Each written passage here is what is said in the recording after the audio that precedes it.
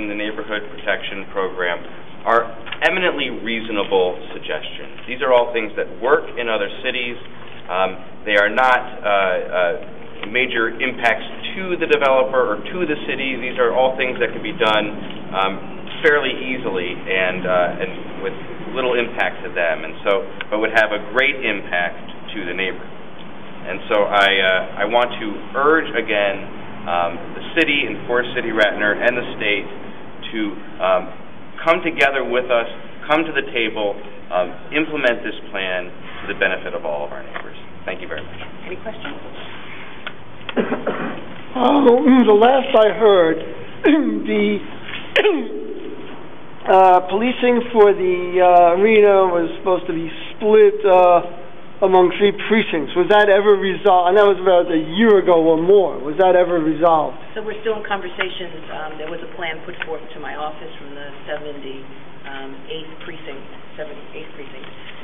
and so I would imagine at the end of the day the boundaries will shift, and the 78th precinct will be the precinct responsible for patrolling the Barclays Arena, and complemented by the other precincts, as well as with a certain detail from the city of New York. What's the process for making that happen? How do they change that boundary? It has to be approved by the city. So some of the provisions have price tags attached to them, money for parks, money for additional personnel, money for monitoring. I did a back of the envelope. They're saving $2 to $3 million if they're not doing a year if they're not doing the transit enhancement. Did any of you people do a back of the envelope on how much this would cost annually to implement? So I don't believe there was an economic analysis or an impact statement done with regards to the plans. But since you suggested there will be some savings, we would argue that any savings that they have realized be used to incorporate all of the recommendations that have been put forth by the Civic Association here today.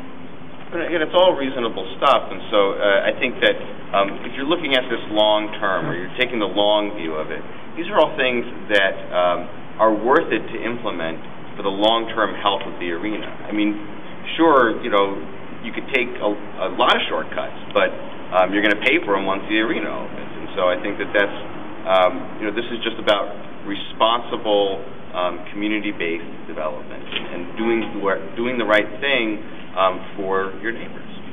This is quite frankly a proactive response to Barclays Arena, as opposed to sitting back and allowing the EFTC and Forest City Radnor to put forth a plan. This is a plan from the community, from the ground up.